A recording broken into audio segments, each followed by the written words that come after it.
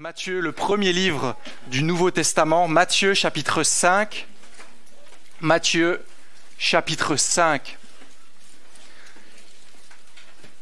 Si nous voulons lire la parole, c'est pour nous exposer à ce que le Seigneur veut dire, c'est pour pouvoir progresser dans notre foi, apprendre à le connaître, apprendre à l'aimer, grandir dans l'espérance. Donc, soyons dans la joie de pouvoir lire sa parole comme ce trésor que nous venons de chanter. Matthieu chapitre 5, le verset 21.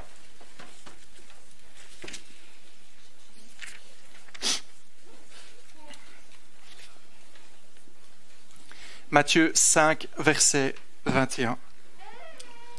Vous avez appris qu'il a été dit aux anciens, « Tu ne commettras pas de meurtre. Celui qui commet un meurtre mérite de passer en jugement. Mais moi, je vous dis, donc Jésus parle ici, mais moi je vous dis, tout homme qui se met en colère contre son frère mérite de passer en jugement. Celui qui traite son frère d'imbécile mérite d'être puni par le tribunal. Et celui qui le traite de fou mérite d'être puni par le feu de l'enfer.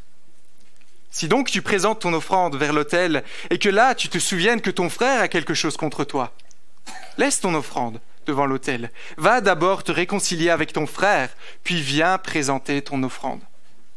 Mets-toi rapidement d'accord avec ton adversaire pendant que tu es en chemin avec lui, de peur qu'il ne te livre au juge, que le juge ne te livre à l'officier de justice et que tu ne sois mis en prison. Je te le dis, en vérité, tu ne sortiras pas avant d'avoir remboursé jusqu'au dernier centime. Verset 27. Vous avez appris qu'il a été dit, tu ne commettras pas d'adultère, mais moi je vous dis, tout homme qui regarde une femme pour la convoiter a déjà commis un adultère avec elle dans son cœur. Si ton œil droit te pousse à mal agir, arrache-le, jette-le loin de toi, car il vaut mieux pour toi subir la perte d'un seul de tes membres que de voir ton corps entier jeté en enfer.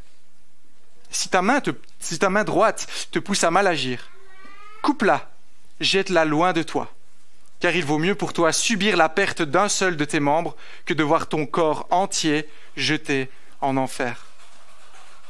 Verset 31. Il a été dit que celui qui renvoie sa femme lui donne une lettre de divorce, mais moi je vous dis, celui qui renvoie sa femme, sauf pour cause d'infidélité, l'expose à devenir adultère, et celui qui épouse une femme divorcée commet un adultère.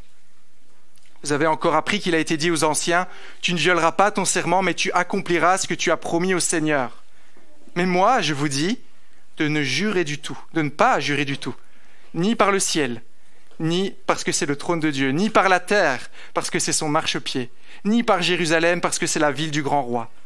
Ne jure pas non plus par ta tête, car tu ne peux pas rendre blanc ou noir un seul de tes cheveux.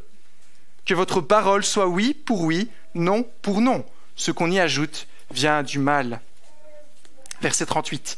Vous avez appris qu'il a été dit « œil pour œil, dent pour dent ». Mais moi je vous dis de ne pas résister aux méchants. Si quelqu'un te gifle sur la joue droite, tends lui aussi l'autre. Si quelqu'un veut te faire un procès et prendre ta chemise, laisse-lui encore ton manteau. Si quelqu'un te force à faire 1 kilomètre, fais-en 2 avec lui.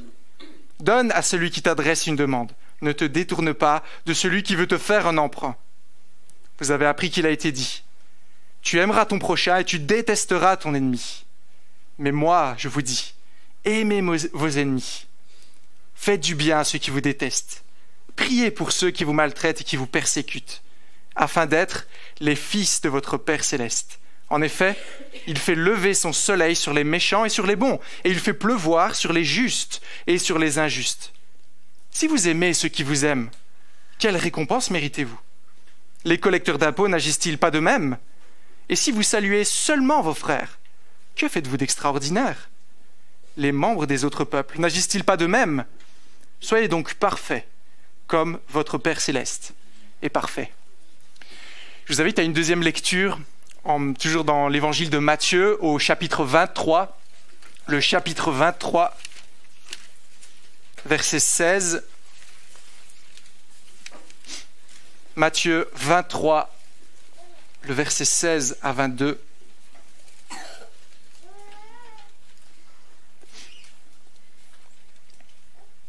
Je lis au verset 16. Malheur à vous, conducteurs aveugles. Vous dites, si quelqu'un jure par le temple, cela ne compte pas. Mais si quelqu'un jure par l'or du temple, il est engagé. Espèce de fou aveugle, lequel est le plus grand, l'or ou le temple qui consacre l'or? Vous dites encore, si quelqu'un jure par l'autel, cela ne compte pas, mais si quelqu'un jure par l'offrande qui est sur l'autel, il est engagé. Espèce de fou aveugle, lequel est le plus grand, l'offrande ou l'autel qui consacre l'offrande? Celui qui jure par l'autel jure par l'autel et par tout ce qui est dessus. Celui qui jure par le temple et par celui qui l'habite. Et celui qui jure par le ciel jure par le trône de Dieu et parce que lui y est assis. Une lecture toujours dans le Nouveau Testament, Éphésiens chapitre 4, un peu plus loin dans votre Bible.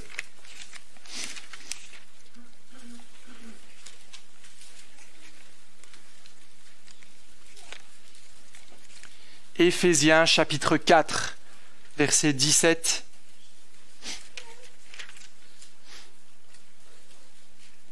« 17 à 32. Éphésiens 4, verset 17.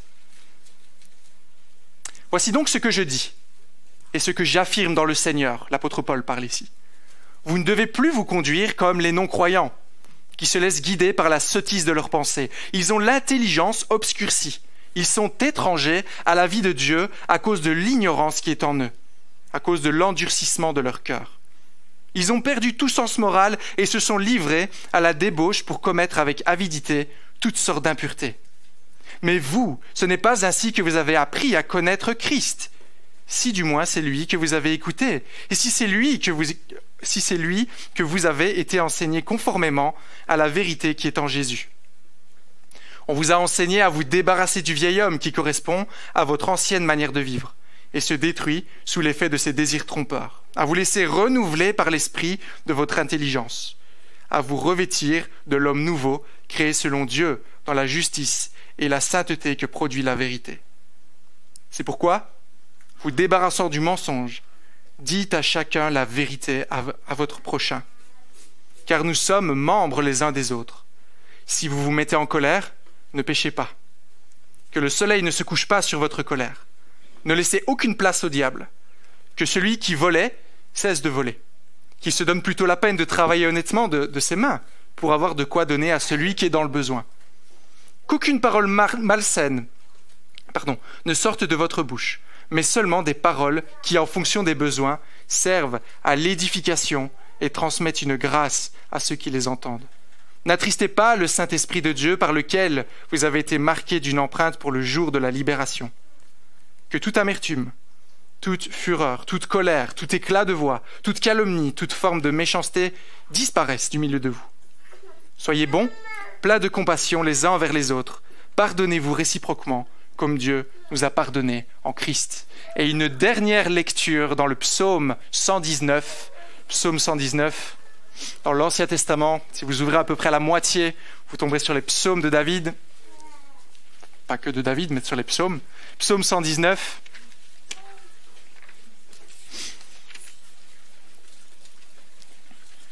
Psaume 119 au verset 169.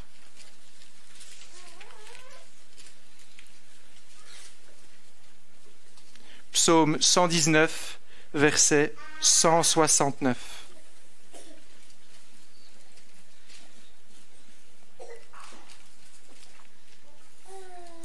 Que ma prière parvienne jusqu'à toi, Éternel. Donne-moi de l'intelligence conformément à ta parole. Que ma supplication arrive jusqu'à toi. Délivre-moi conformément à ta promesse. Que mes lèvres proclament ta louange, car tu m'enseignes tes prescriptions. Que ma langue célèbre ta parole, car tous tes commandements sont justes. Que ta main vienne à mon aide, car j'ai choisi tes décrets. Je soupire après ton salut, Éternel, et ta loi fait mon plaisir. Que je puisse vivre et te louer, et que tes sentences viennent à mon aide. Je suis errant, comme une brebis perdue. Viens à la recherche de ton serviteur, car je n'oublie pas tes commandements. Jusqu'ici, les lectures dans la parole de Dieu. J'inviterai maintenant les enfants à rejoindre leur classe d'école du dimanche. Et j'inviterai Valentin Meyer pour la prédication.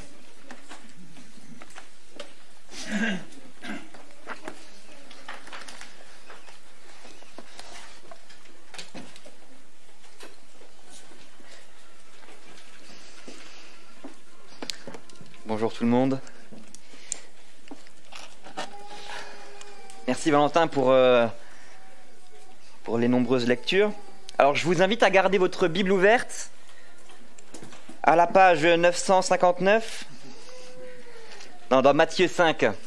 Matthieu 5, on va continuer enfin notre série sur le sermon sur la montagne. Et je ne sais pas s'il reste encore des questionnaires, si tout le monde a pu prendre un questionnaire qui permette de suivre la prédication. Alors je m'adresse, pas seulement, mais en particulier aux enfants dans la salle. Les enfants.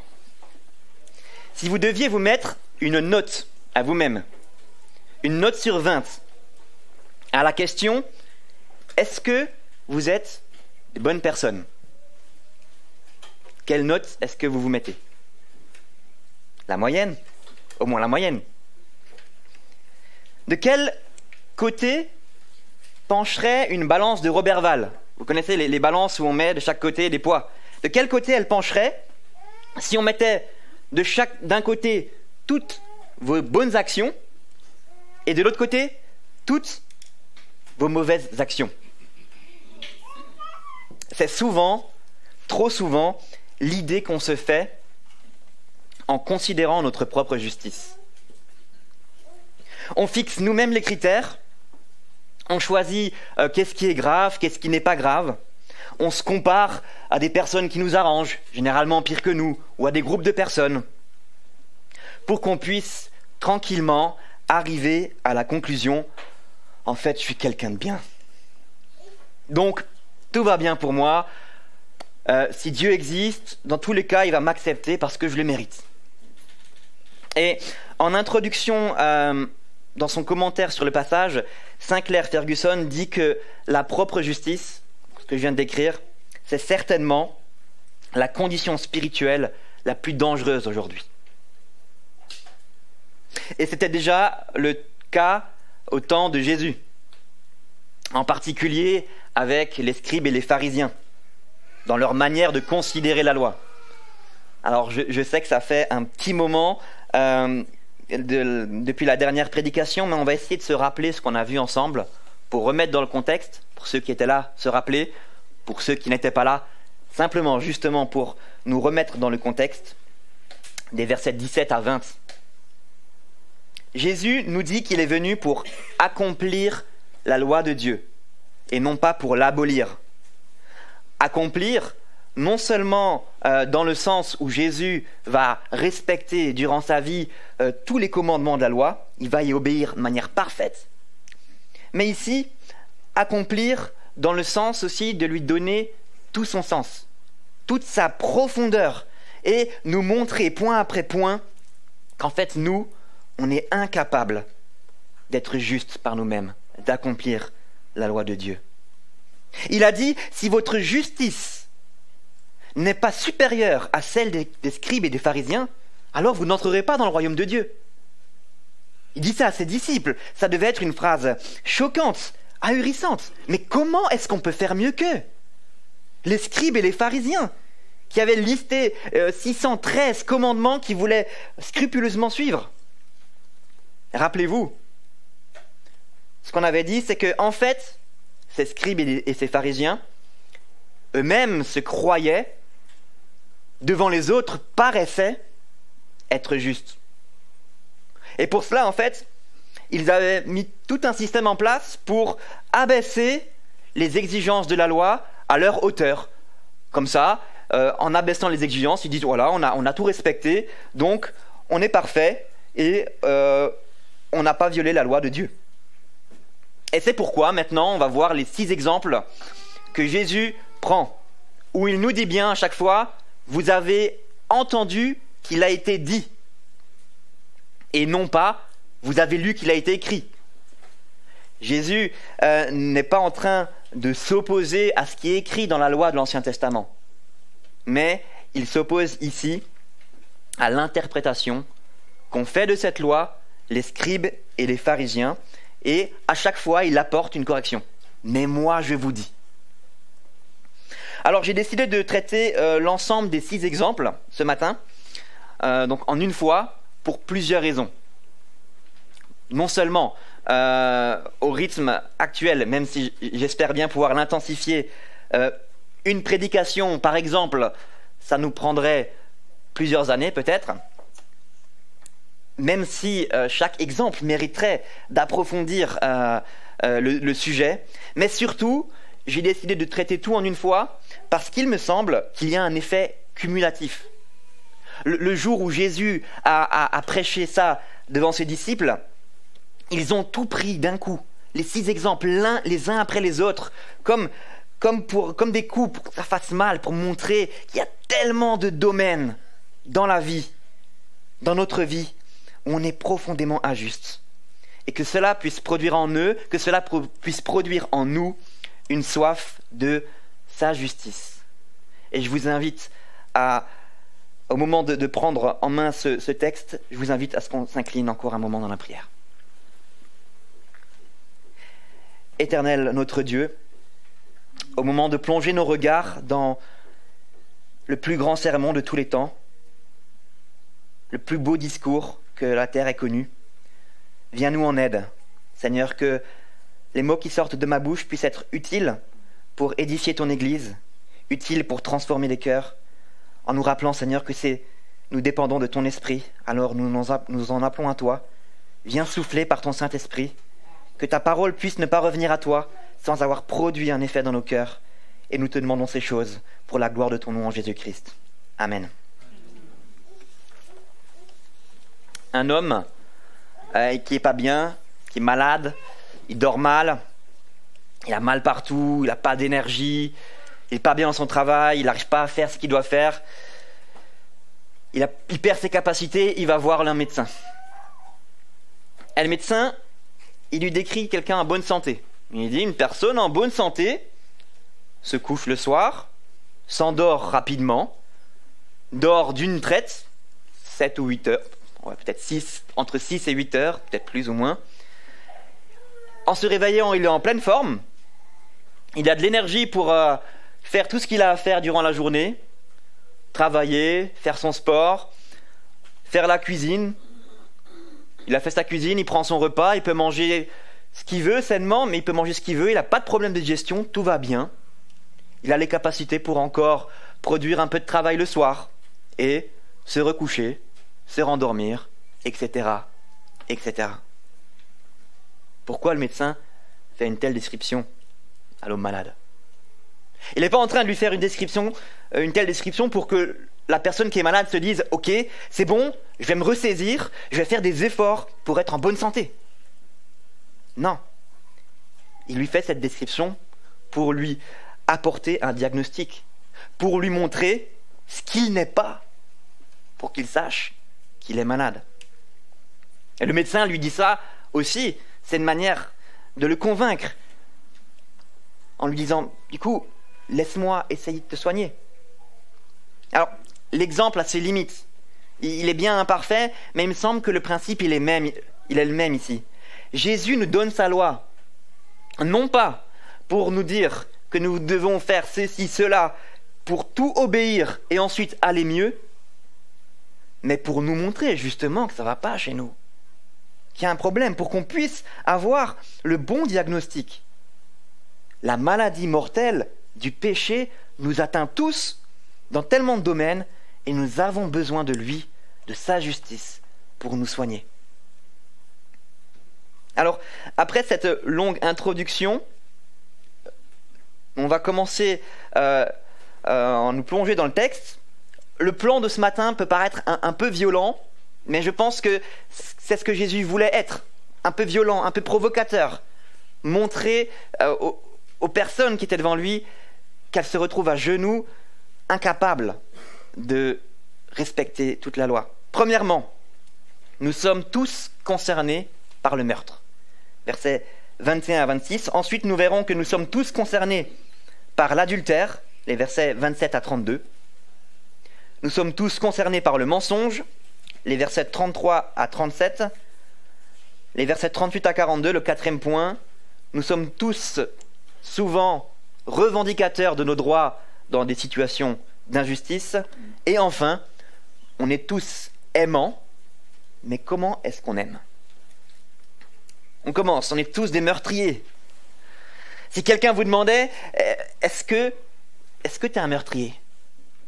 Qu'est-ce qu'on lui répondrait? Bah non, moi j'ai jamais enlevé la vie à quelqu'un. Et c'est aussi ce que disaient les scribes et les pharisiens. Tant qu'on n'a pas commis l'acte de tuer quelqu'un, bah, on a respecté la loi de Dieu. Et Jésus, il remet les paroles, les pendules à l'heure. Il dit que le commandement n'interdit pas seulement l'acte extérieur de vouloir atteindre la vie de quelqu'un, mais ce sont déjà les pensées mauvaises envers quelqu'un, les pensées de haine et de colère. Ce sont déjà les insultes, comme on le voit dans le texte, qui expriment la volonté que la personne qui est en face de nous ou la personne à laquelle on pense ne soit plus là. C'est déjà la source qui est une violation de la loi de Dieu. Alors c'est le principe ici. De manière générale, dans le texte, ce n'est pas l'acte final qui est condamné, mais c'est déjà la source qui peut mener à l'acte que Jésus condamne. Mais bien entendu, il y a aussi un autre principe général, je ne vais pas le répéter à chaque fois, mais dans cet exemple-là, ça ne veut pas dire qu'il n'y a pas de distinction entre insulter quelqu'un et le poignarder. Il suffit de regarder les conséquences. Si vous insultez quelqu'un, les conséquences que ça a, et si vous poignardez quelqu'un, ça n'a pas les mêmes conséquences. Mais ce que Jésus veut dire ici, c'est que ces deux activités proviennent d'une même source. Ces deux activités révèlent une même animosité, une même colère dans nos cœurs envers les personnes. Et quand on pense à ça, la colère dans le cœur, les insultes dans nos cœurs ou même les insultes exprimées, ne sommes-nous pas tous concernés par ce 6e commandement? Ma vie serait tellement mieux si ce collègue n'était plus dans l'équipe. Ma vie serait tellement mieux si telle ou telle personne ne serait plus présente dans ma vie. En d'autres termes, si seulement cette personne pouvait être morte. Alors combien de personnes avez-vous déjà tué dans votre cœur? Et comme on retrouve souvent ce principe dans la Bible, quand une activité est proscrite, interdite, Dieu veut encourager la vertu qui est opposée. C'est pour ça qu'on a lu le texte d'Éphésiens 4. Quelqu'un qui vole, Dieu l'encourage à travailler et à être généreux. Quelqu'un qui ment, Dieu l'encourage à cultiver la vérité.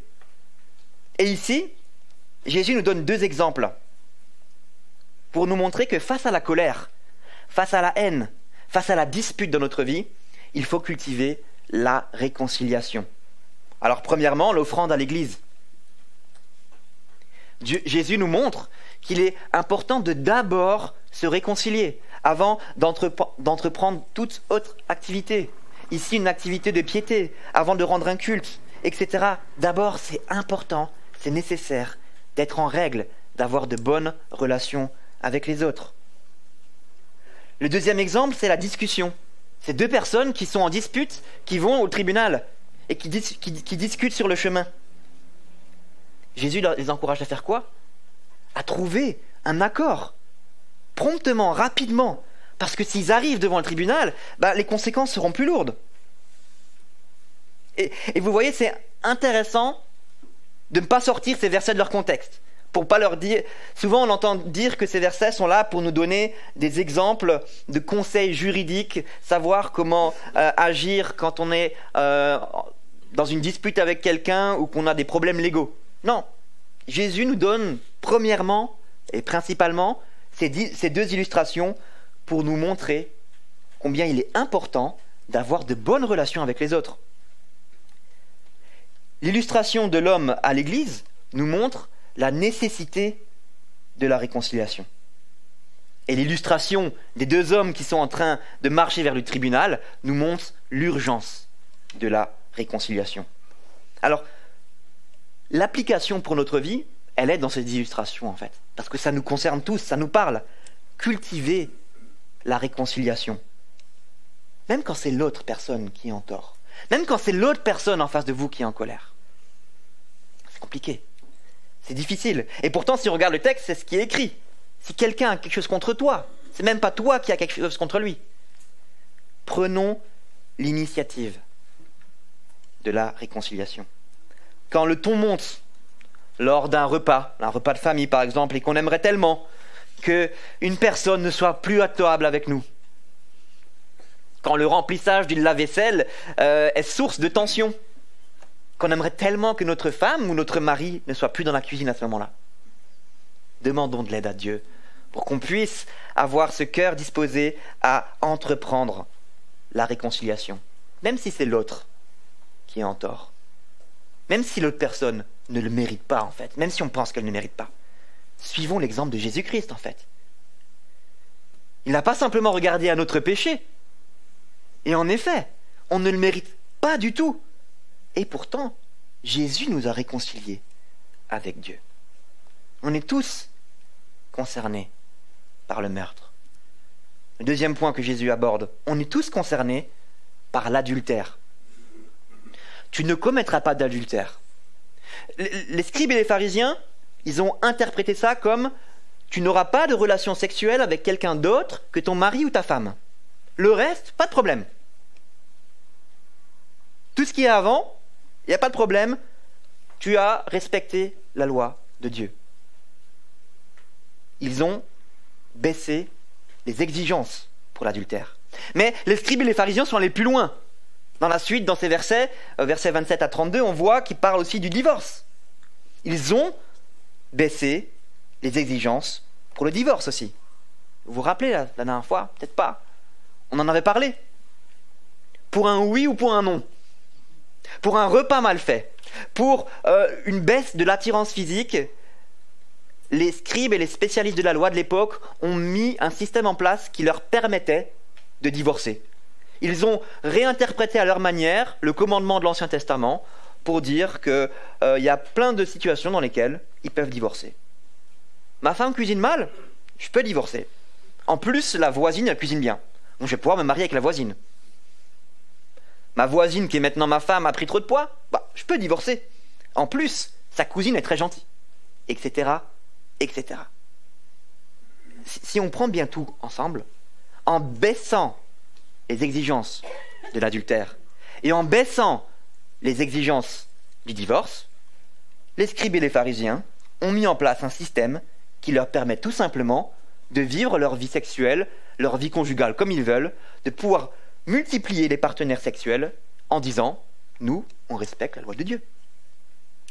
Ils ont abaissé à leur hauteur les exigences de la loi de Dieu. Et Jésus remet encore une fois les choses au clair.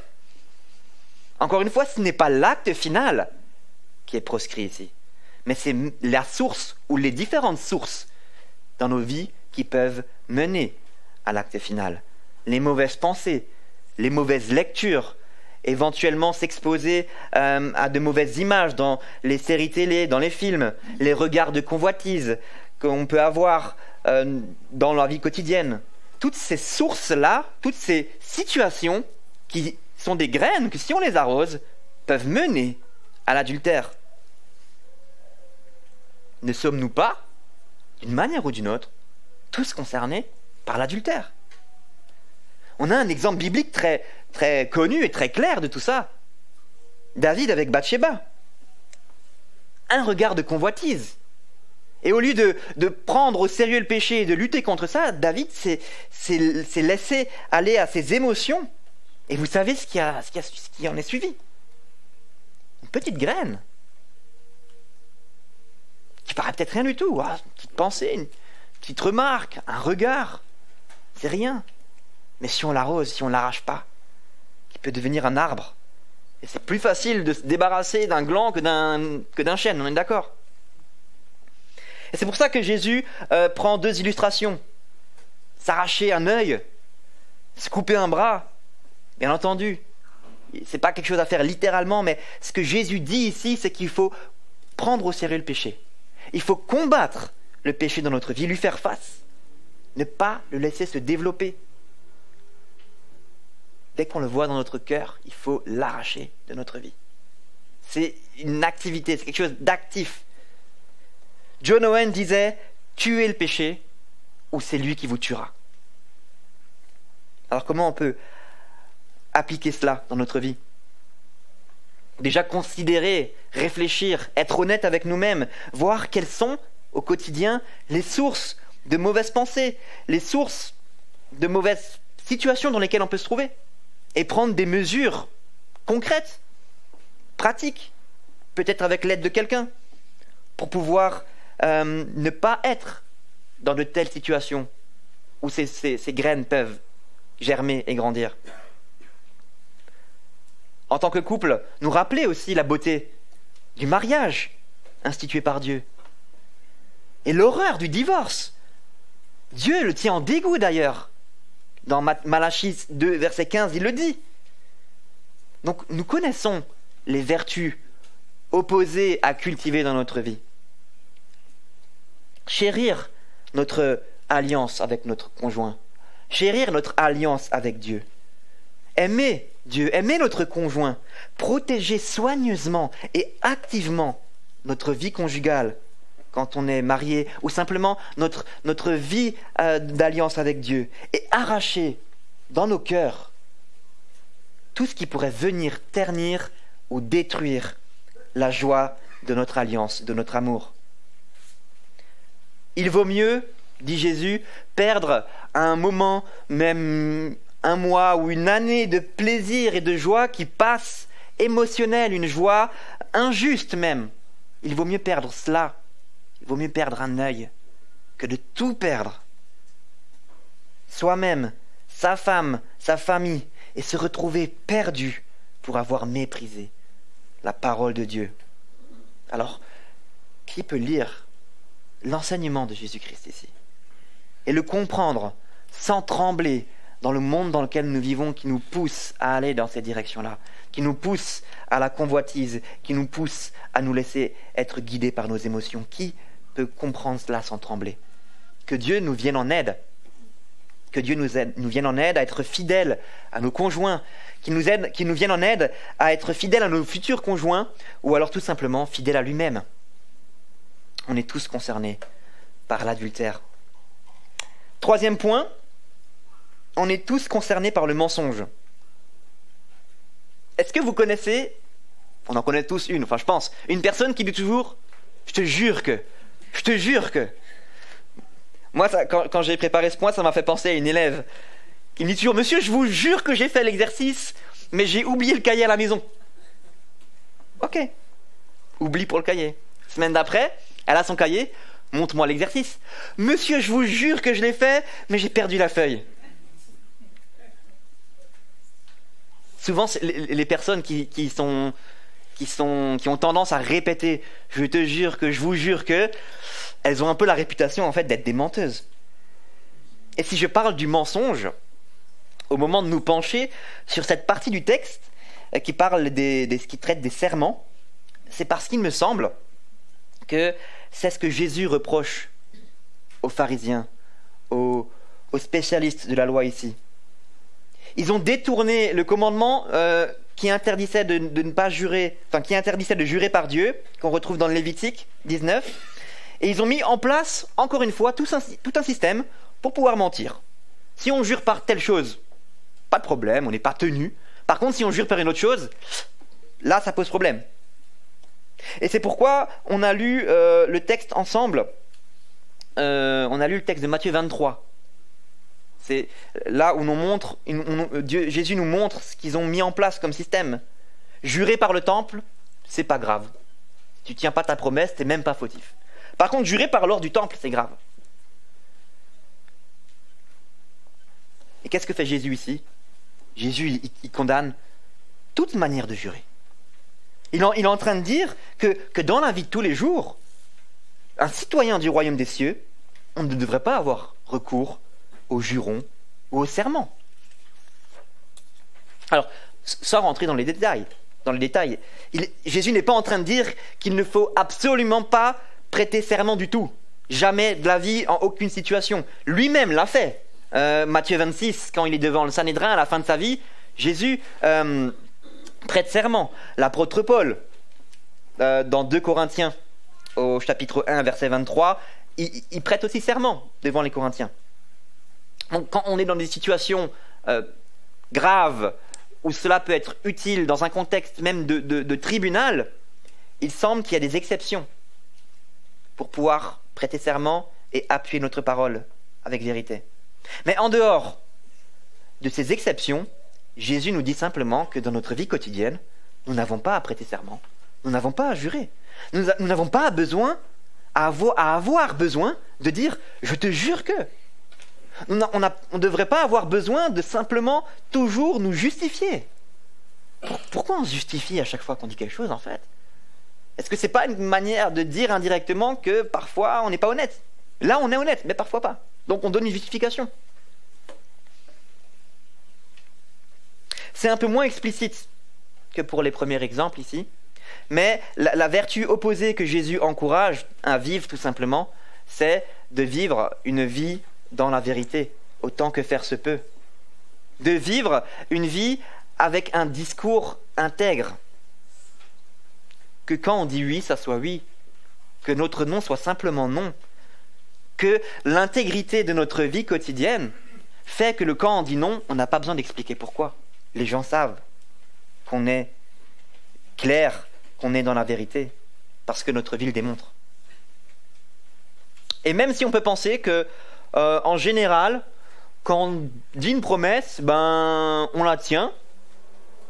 Donc cette partie-là de la loi, ça va, ça me concerne pas trop. Mais quand Dieu parle de l'intégrité du discours, ça va plus loin encore que simplement ne pas tenir une promesse.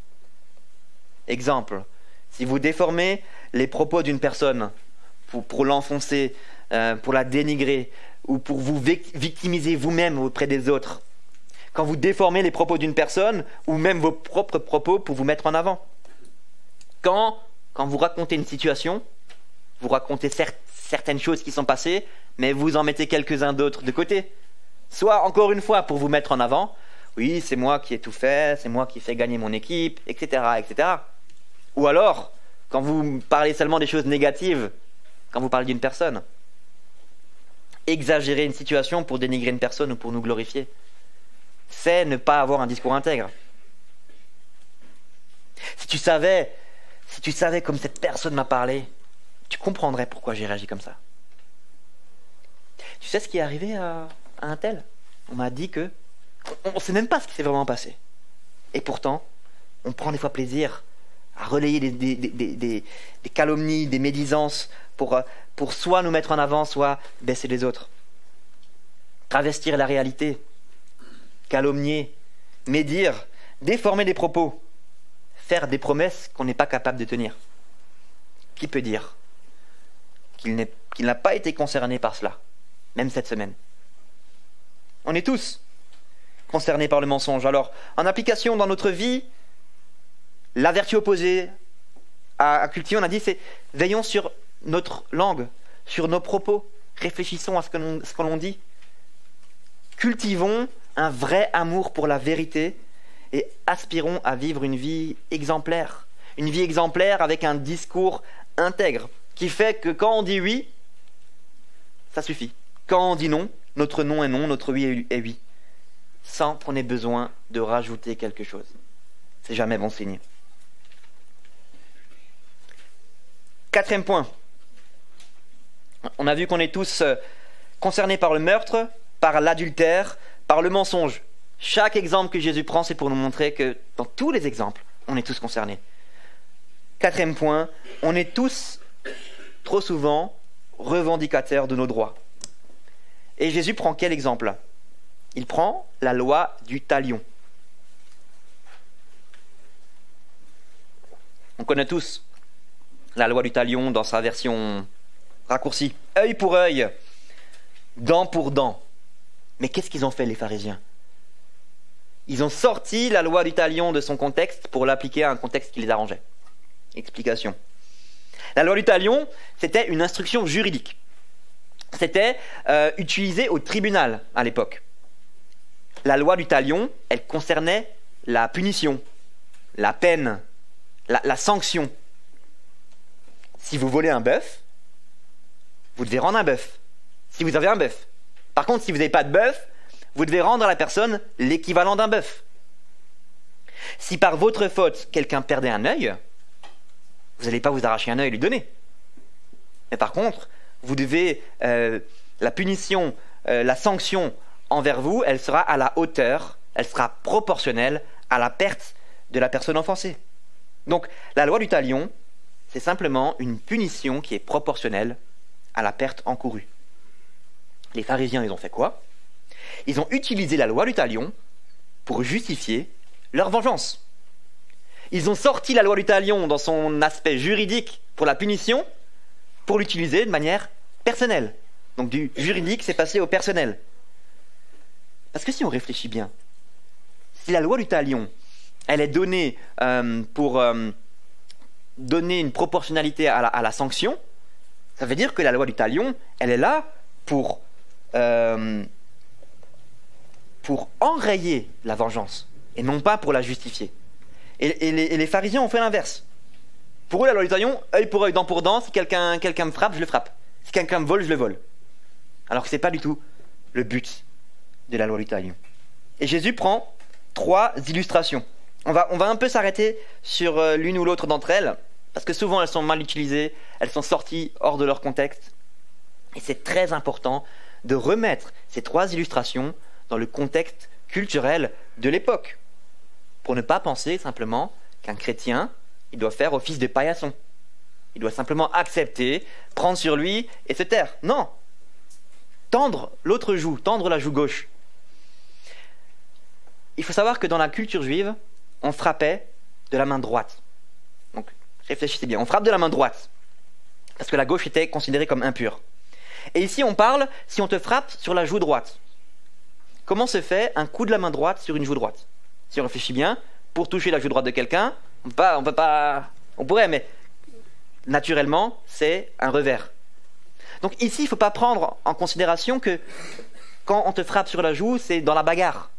Mais à l'époque, un revers de la main, c'était plus une insulte. C'était plus pour dire, t'es un misérable, t'es un moins que rien. C'était l'insulte suprême. Donc tendre l'autre joue, c'est-à-dire qu'il devait nous frapper avec l'intérieur de la main. Et dans la culture de l'époque, frapper quelqu'un avec l'intérieur de la main, ça obligeait à reconnaître, pour un juif en tout cas, à reconnaître que la personne en face de nous est un égal à nous. C'est-à-dire quand on tend l'autre joue, ce n'est pas une attitude passive, où on subit simplement la violence. Au contraire, on est en train de poser un geste qui oblige la personne qui nous insulte à reconnaître que celui qui frappe est un être humain comme lui. En fait, c'est plus une confrontation de tendre l'autre joue que de faire le paillasson. C'est plus provoquer l'autre, le confronter pour qu'il prenne conscience qu'il est injuste, qu'il fait quelque chose qu'il n'a pas le droit de faire. Et que s'il veut aller encore plus loin dans son injustice, vas-y, frappe-moi. Montre à quel point ton cœur est dur. Et on a un super exemple de l'autre joue tendue dans Jean 18, au versets 22 et 23. Je vais les lire. Ou je vais plutôt vous expliquer ce qui se passe. On a un soldat qui frappe sur la joue de Jésus. De la même manière, il de la soufflait, c'est écrit dans certaines versions. Qu'est-ce que fait Jésus? Est-ce qu'il a fait le paillasson? Non. Il a tendu l'autre joue. Alors, pas littéralement parlant, mais il n'est pas resté passif. Si j'ai dit quelque chose de mal, prouve-le. Mais si je dis la vérité, pourquoi tu me frappes? Il a tendu l'autre joue. Il n'est pas resté passif. Activement, il a parlé à l'autre personne pour lui dire, si je dis quelque chose de mal, pourquoi est-ce que tu es en train de me frapper? Pour lui montrer à quel point l'autre était dans une situation d'injustice.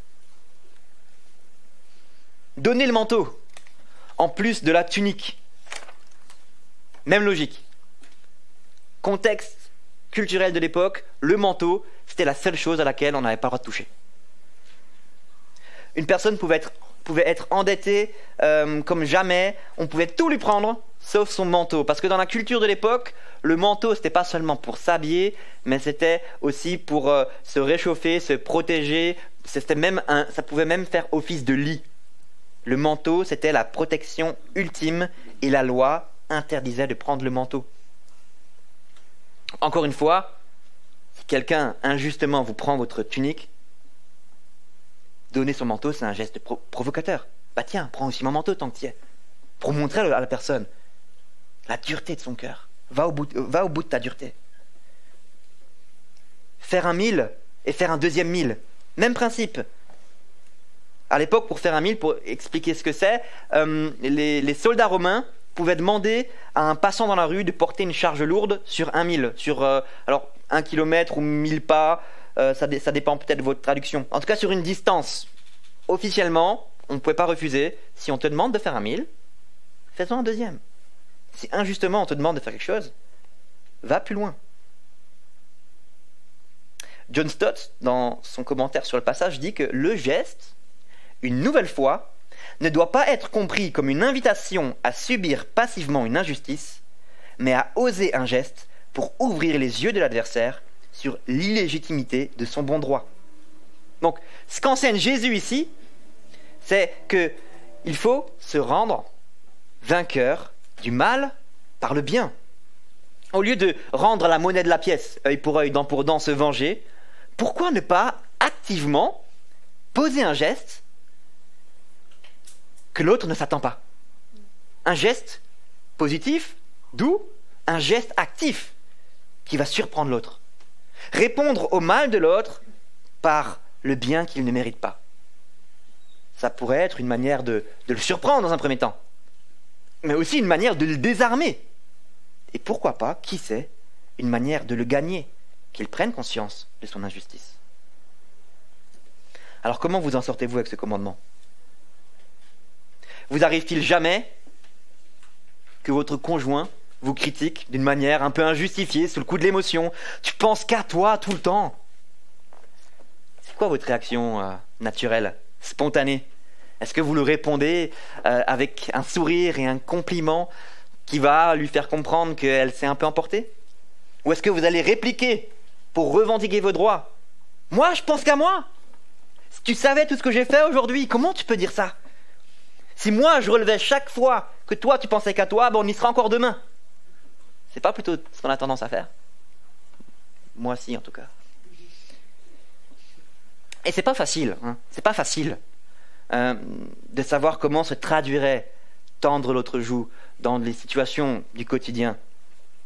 Mais n'est-ce pas vrai que notre tendance générale est plutôt de vouloir faire valoir nos droits, souvent de manière un peu dure, plutôt que de répondre au mal par le bien? Répondre au mal par le bien, c'est d'ailleurs le cœur du dernier exemple. Jésus a certainement conduit ça de la sorte pour qu'on arrive sur ce dernier point, le paroxysme de ce passage. On est tous aimants. Tous, on aime. Mais comment est-ce qu'on aime? Et ici, on voit clairement comment les scribes et les pharisiens n'ont pas simplement réinterprété, n'ont pas simplement tordu ou appuyé sur un mot et moins sur un autre. Ils ont carrément modifié, changé le commandement ou ajouté quelque chose au commandement. Le commandement qui dit d'aimer son prochain. On a tous un exemple vague dans la tête des pharisiens qui disaient à Jésus « Mais qui est mon prochain ?» Et c'est une question qui se posait. Et du coup, ils prenaient l'initiative de répondre « Mon prochain, c'est celui qui est proche. Mon prochain, c'est mon ami, c'est un membre de ma famille. Mon prochain, c'est le membre de l'église, ou à l'époque, mon compatriote juif. » Donc, avec ça en tête, voici l'initiative qu'ils ont prise pour reformuler cette loi. Si Dieu nous demande d'aimer notre prochain, celui qui est proche de nous, logiquement, ça veut dire qu'il nous autorise, ou qu'il nous encourage même, à haïr notre ennemi. Ce qui est dit dans le texte. Tu aimeras ton prochain et tu haïras ton ennemi. Ça existe nulle part, la deuxième partie. Et Jésus dit encore une fois, mais vous n'avez rien compris. Si vous aimez ceux qui vous aiment, qu'est-ce que vous avez fait d'extraordinaire? Il y a un commentateur qui résume bien cette fin de chapitre, cette idée de comment on aime, en disant « Rendre le mal pour le bien, c'est du diable. Rendre le bien pour le bien est de l'homme. Rien d'extraordinaire. Par contre, rendre le bien pour le mal est de Dieu. Ça reflète Dieu et ça témoigne d'un miracle dans notre vie. C'est pourquoi Jésus ajoute en quelque sorte, pensez aux gens qui sont autour de vous, avec qui vous partagez aucun centre d'intérêt, les personnes que vous ne supportez pas, ceux qui vous ont blessé, ceux qui ont répandu sur vous toutes sortes de mal, qui ont profité de vous, qui vous ont manipulé, qui ont laissé dans votre cœur une marque indélébile de souffrance, par leur manipulation, par leur moquerie. Pensez à ces personnes auxquelles vous pensez ne jamais pouvoir pardonner. Aimez-les, dit Jésus. Aimez-les et faites-leur du bien. Il n'est pas en train de dire contentez-vous juste de les éviter. Non, cherchez activement à être une bénédiction pour eux. Comment tu peux nous demander ça, Jésus? Si on laisse notre cœur parler, c'est ce qu'on dirait. Comment tu peux nous demander ça? Mais il ne s'arrête pas là, il va plus loin encore. Priez pour ceux qui vous maltraitent et vous persécutent. Priez pour votre ennemi.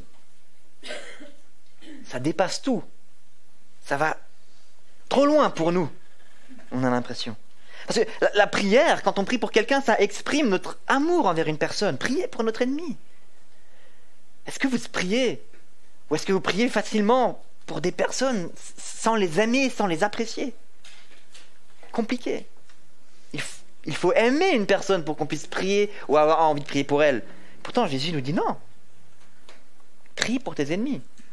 Et un principe biblique et qui est aussi indirectement présent, c'est que en priant, notre amour pour ces personnes, notre amour, notre compassion pour nos ennemis va grandir.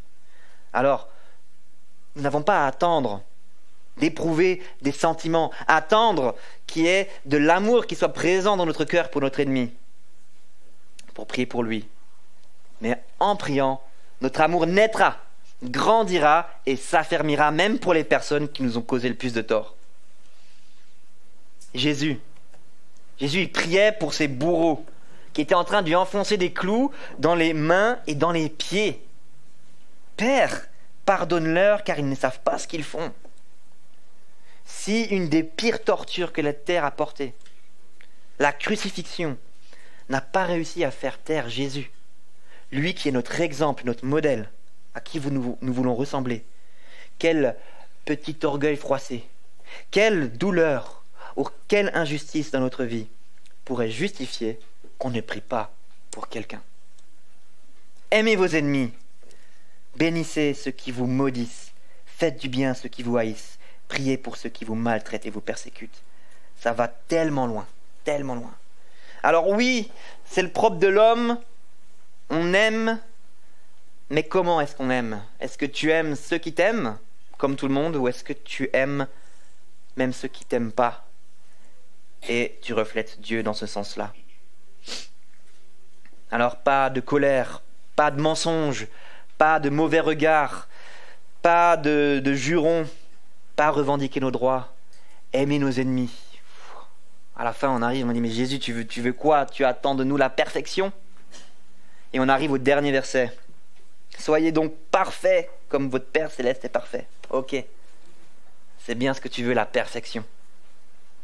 La loi de Dieu exige la perfection. On est à genoux. Je suis à genoux à la fin de ce chapitre. La loi de Dieu joue ici ce rôle de miroir. Elle me montre ce que je ne suis pas. Elle me montre que je suis malade. Le diagnostic est posé. La loi de Dieu, elle est ici, elle m'empêche de croire que je suis en bonne santé.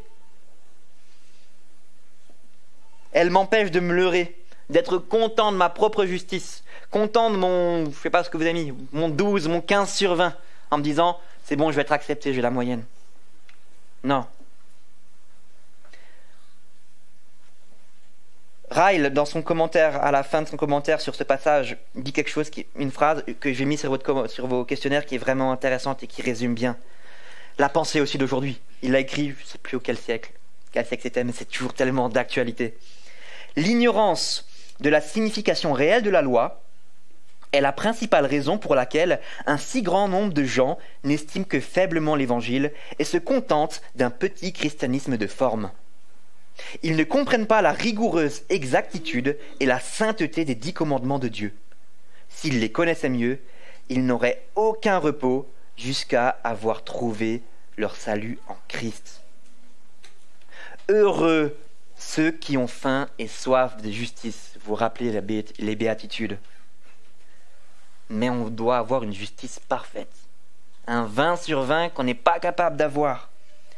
Heureux ceux qui ont faim et soif de justice, car ils seront rassasiés. Jésus a obtenu, entre guillemets, ce 20 sur 20 à notre place. Alors si vous n'êtes pas chrétien ce matin, si vous êtes à genoux en disant « Ah, j'ai mis 18 », mais 18 ça suffit pas, et j'aurai jamais 20. Courez à Jésus-Christ, lui il a eu 20 sur 20. Abandonnez-vous à lui. Ayez faim et soif de sa justice, et vous serez trouvés devant Dieu, justifiés par la justice parfaite que Dieu a acquis durant sa vie et par sa mort. Et vous qui êtes chrétiens, rappelons-nous ces vérités, rappelons-nous aussi que d'orphelins qu'on était, et sans Dieu, on a été adoptés, et nous sommes désormais enfants de Dieu. Nous sommes fils et filles de Dieu, et quel enfant ne veut pas ressembler à son père quand il est bon, quand il est exemplaire, mais d'autant plus quand il est parfait. Soyez donc parfaits, comme votre Père céleste est parfait. Alors, si nous allons chercher à appliquer à notre vie ce qu'on a vu ce matin, à refléter cette justice de Dieu, à vivre la justice du royaume de Dieu, si on va chercher à ressembler à notre Père céleste, à avoir cet objectif d'être parfait, on n'y arrivera pas, mais à avoir cet objectif, ce n'est pas pour atteindre une perfection, ce n'est pas pour obtenir le salut, pour être accepté de Dieu, mais c'est parce que Dieu l'a obtenu à notre place, l'a vécu cette justice parfaite à notre place en Jésus-Christ et qu'il nous a sauvés. Que Dieu nous vienne en aide pour aspirer à cette perfection, non pas pour avoir quelque chose, mais en pleine reconnaissance de ce qu'il a tout obtenu à notre place. Amen.